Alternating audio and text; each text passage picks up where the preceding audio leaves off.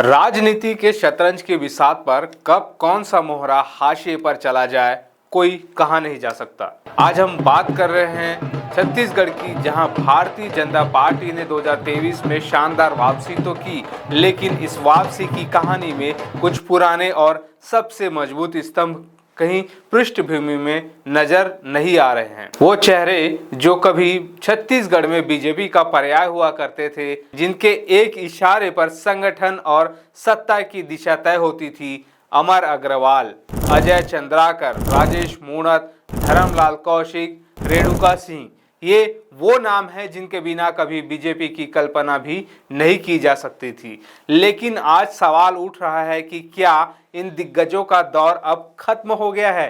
क्या पार्टी ने उन्हें सम्मानजनक तरीके से साइड लाइन कर दिया है?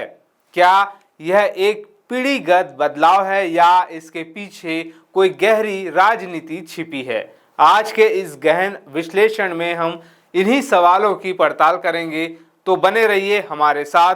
वीडियो को पूरा देखें और अपनी राय जरूर दें। नमस्कार, मैं हूं चंद्रशेखर और आप देख रहे हैं नव प्रदेश टीवी। इस कहानी को समझने के लिए हमें थोड़ा पीछे जाना होगा। छत्तीसगढ़ में बीजेपी की जमीन 3-4 दशकों की कड़ी मेहनत का नतीजा है। 2003 से 2018 तक लगातार 15 साल डॉक्टर रमन सिंह के नेतृत्व में पार्टी ने एक छत्र राज किया। इस सुनहरे दौर में कुछ चेहरे ब्रांड भाजपा छत्तीसगढ़ बन गए। सोचिए बिलासपुर के कद्दावर नेता अमर अग्रवाल के बारे में।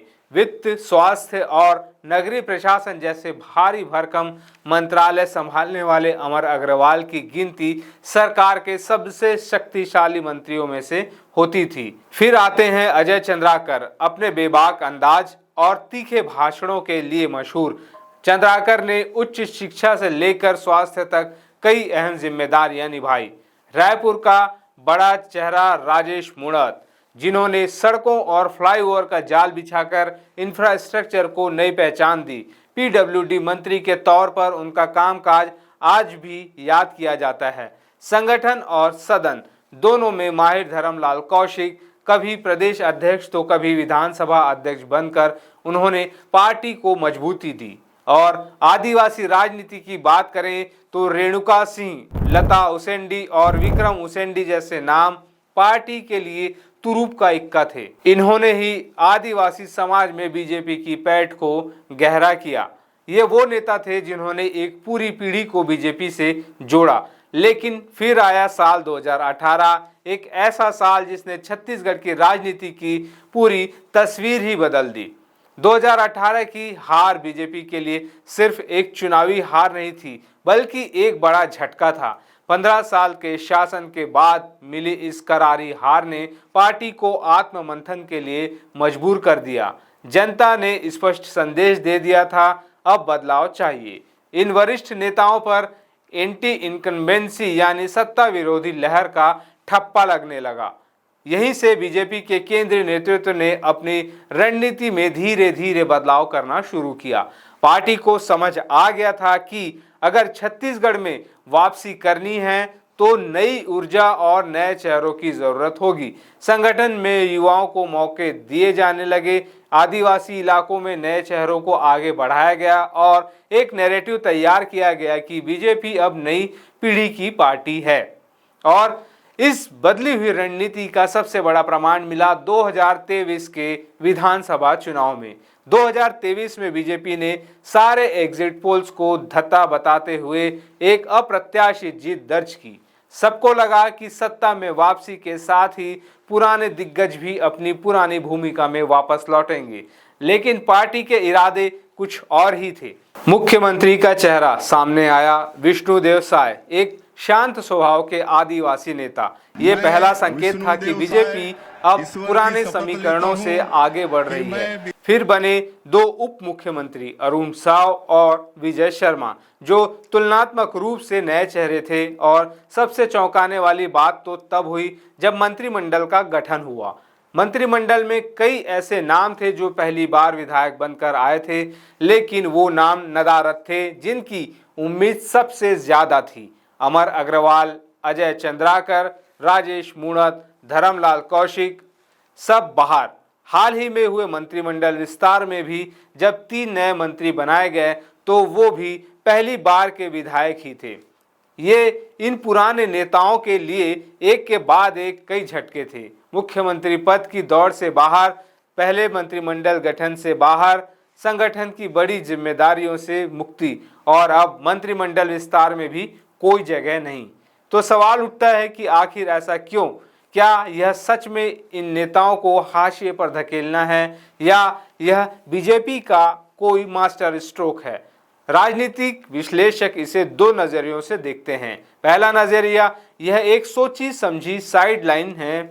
इसके पीछे का तर्क यह है कि बीजेपी अब देश भर में एक दूसरी कतार तैयार करने के प्रयोग पर काम कर रही है। राष्ट्रीय स्तर पर हमने देखा कि कैसे लाल कृष्ण आडवाणी और मुरली मनोहर जोशी जैसे दिग्गजों को मार्गदर्शक मंडल में भेजकर नई पीढ़ी को कमान सौंपी गई।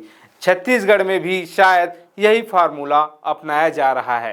पार्टी को लगता है कि ये पुराने चेहरे जनता में एक तरह की थकान पैदा कर रहे थे और नए चेहरों से एक ताजगी का संदेश जाएगा। दूसरा नजरिया, यह एक रणनीतिक संतुलन है। इस दृष्टिकोण के अनुसार पार्टी ने इन दिग्गजों को पूरी तरह से खारिज नहीं किया है। उन्हें सत्ता से दूर जरूर रखा गया है, लेकिन उनके अनुभव को नजरअंदाज नहीं किया जा सकता।